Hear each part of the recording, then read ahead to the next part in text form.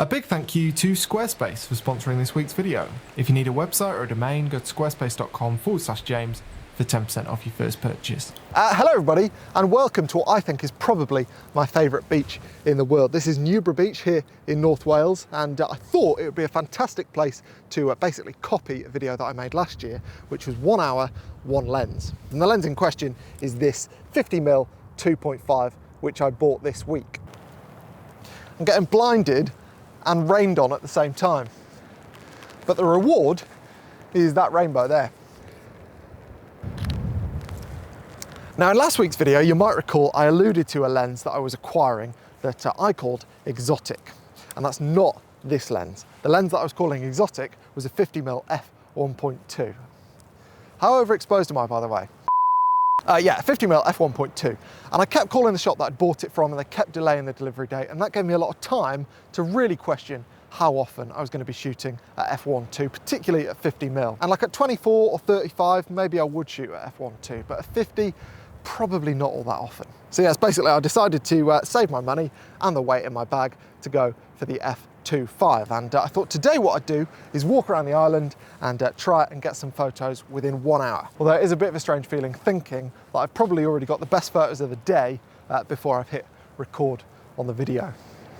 It's a bit frustrating. But anyway, here are some more of the photos that I got on the walk over from the car park with the amazing light and the telephoto.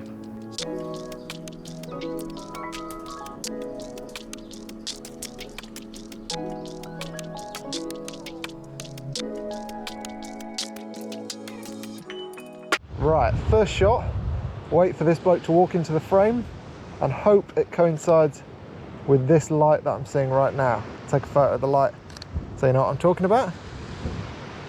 Actually, that works fine as well. Wait for him to get to the third line.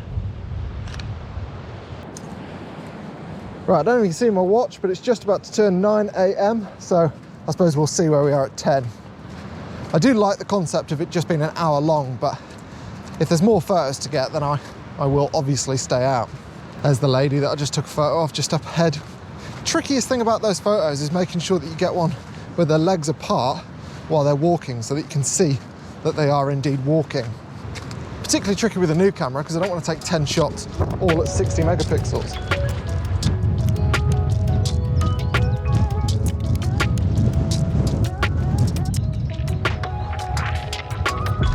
Pretty simple shot this, and the only reason I'm really drawn to it is the path up that hill, which I think adds a nice human touch. I don't know if it's humans that have made that path, but well, clearly the main subject is a human touch, but you know what I mean. Perfect place to bring a load of new camera gear.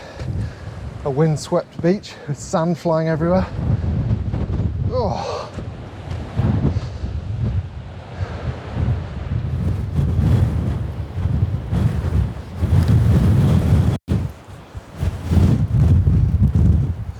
Yeah, the lady I got a silhouette of 10 minutes ago just on the beach, she just walked past me again and she's going back along the beach. So I'm hoping I'll be able to use her again.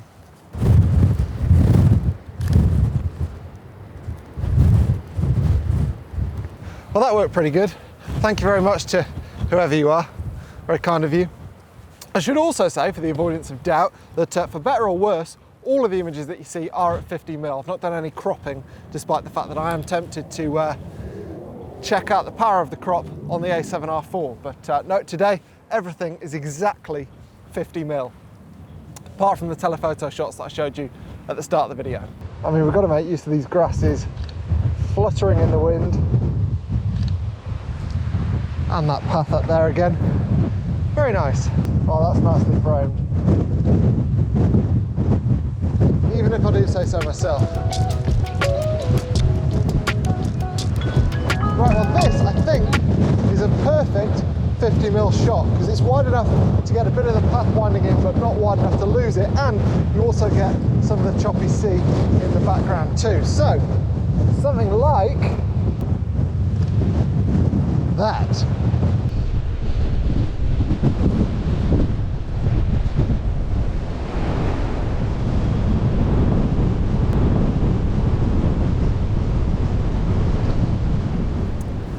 Right, well, this spot is perfect for the shot that I've been looking for about 10 minutes. Basically, I wanted to be in line with the waves so that I could get all of the white water. It's low tide, so basically there's loads of flat sand underneath, which means there's loads of white water, or a big wide area of white water, and that's what I was aiming for. Turns out from here 50 mil works pretty well as well. I'd like it maybe a bit tighter, but it's fine, no cropping. Okay, well, as you can see, here we are at the spot where everybody takes photos of here. This lighthouse from this view, and unfortunately the water isn't as choppy as I expected it to be past the lighthouse, beyond it, which with this harsh light basically was all I was counting on for a decent shot. But I'm going to stick a polarizer on, which I have from my Micro Four Thursdays, I think. I've not bought a new one. So we're shooting side onto the sun. The sun is over there, as I'm sure you can tell, and that should mean that we get quite a strong polarization effect should I want it. So I'll have a bit of an experiment, I think. It's a shame really today. It was supposed to be super moody, but alas, the forecast is wrong. Again.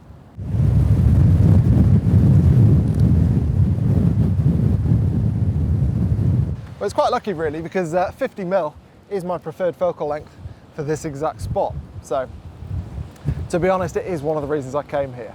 Right, I've taken the polarizer off again, just because I'm going to go around that way, and certainly if the sun's out and I'm shooting directly into the sun, there's going to be no polarization effect other than slowing down my shutter speed because of the couple of stops of light lost. So yeah, whipped that off, did its job, back to no polarizer.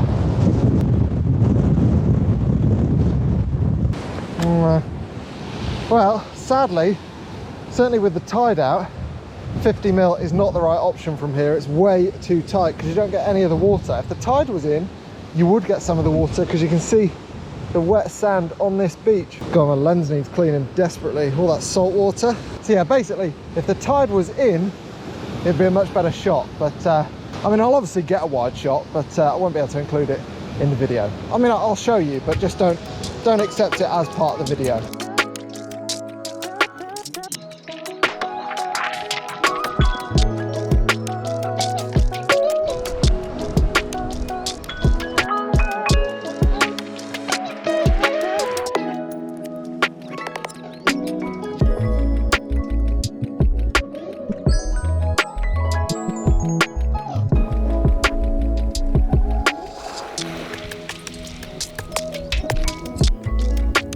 I don't know how much of this video you've been able to hear me in on account of the wind.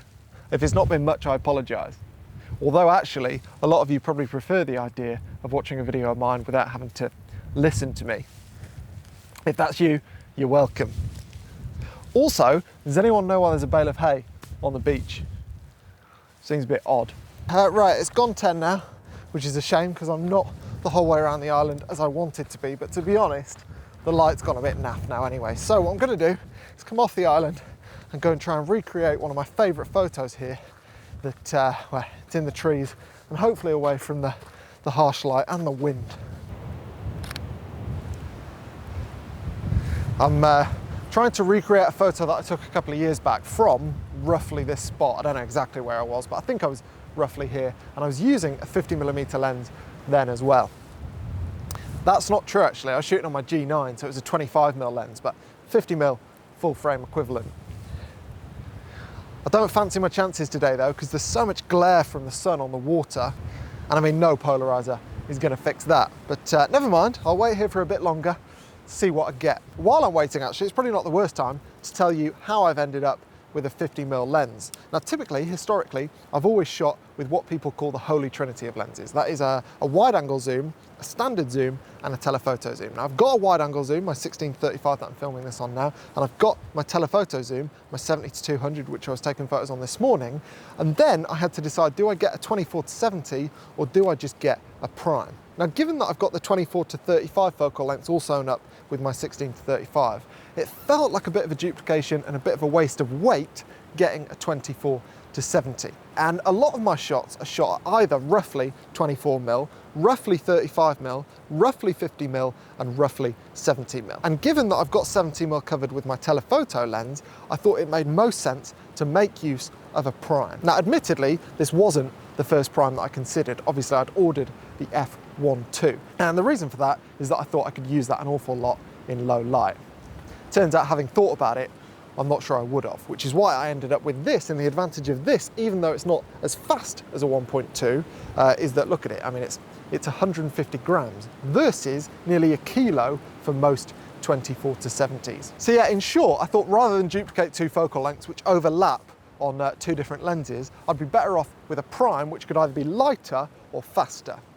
And this is so much lighter that I've actually added a 20mm f1.8 for wide angle fast stuff. And I'm still going to have a much lighter bag than I would have if I'd have bought the 24 to 70. And here is the 20mm 1.8. It came this morning and I've been quite impressed with it so far. I mean, I've not really done any testing, but what I have seen, I like. And it's got two purposes, this lens: low light wide angle photography and to take the burden of videography away from this 16 to 35. So I can use this more for photography. So yeah, this I think will probably become my main video lens, and I think it's the perfect focal length for it. Nice that it's got the wide aperture too. Anyway, don't worry, this channel isn't about to become a gear focused photography channel. This will be a photography channel where occasionally I might mention gear, and it's just the fact that I've bought quite a lot of new gear recently, and therefore it makes sense to talk about it because I'm quite excited about learning all about it, including this lens that I've been shooting with in this video, which when I first bought it, I thought it was quite cheap. It's like 600 odd pounds, which on reflection is not cheap at all for an f2.5 lens. And I think it was the fact that I was comparing it to the f1.2 lens that made it seem cheap. But no, this was not a cheap lens at all. And I realised that it was actually quite expensive. And it wasn't until it turned up that I started to feel good about this purchase again, because actually the build quality is really good. And that was backed up yesterday when I was at the beach, because the photos are so super sharp from it. And I'm just mega impressed. And yeah, I reckon if I didn't shoot video, I would probably pick up one of these and a 24mm version, and that could just be a lovely, super lightweight setup. I mean, I wouldn't do that, because if I didn't shoot video, as I mentioned last week, I'd still be using my Lumix G9, because it is my favourite camera. But as it is, I'm not going to carry around two entire systems, so hence why I bought the Sony stuff. Also on that, thank you very much for all your kind comments in last week's video. I was a bit nervous about telling everyone that I was changing gear. A, because it really doesn't matter, and taking up an entire video talking about it seemed a bit weird. And B, because I have been a Lumix ambassador, and I know lots of you are Lumix shooters and might have felt a bit odd about me switching to other gear. And I mean, some people in the comments seem to think that I was a bit of a traitor to Lumix and Micro Four Thirds, which I don't really buy, because like I said, the G9 is still my favourite camera. It just makes no sense for me to have a video setup and a photo setup. My bag would be so heavy if that was the case that no. And also I do understand some people's confusion when 4 years ago I made a video about ditching full frame because it was so heavy, and now all of a sudden I've got a full frame setup again. I understand that, but at the same time, I mean, people's opinions evolve and the camera market evolves. So it's not like I said that 6 months ago, you know, but c'est la vie. Anyway, regardless, I appreciate your support, and yes, this is a photography channel, not a photography gear channel. Also, a big thank you to this week's video sponsor, Squarespace. So I'm sure as many of you know, Squarespace is the service that I use for my online portfolio, my online store, and the newsletters that I send out to promote those things. And so if you're a photographer or a designer, or just somebody who's got something that they want to show other people online, then I would definitely recommend checking out Squarespace. And you can do so by going to squarespace.com to start your free trial. And after that, if you'd like to make a purchase, then go to squarespace.com/James for 10% off that first purchase. And a big thank you to them for their continued support of this channel, and a big thank you to you for your continued support of this channel too, regardless of what stuff I use to make it. Yes, right. I will see you next week when hopefully it won't be quite as windy. That'd be good.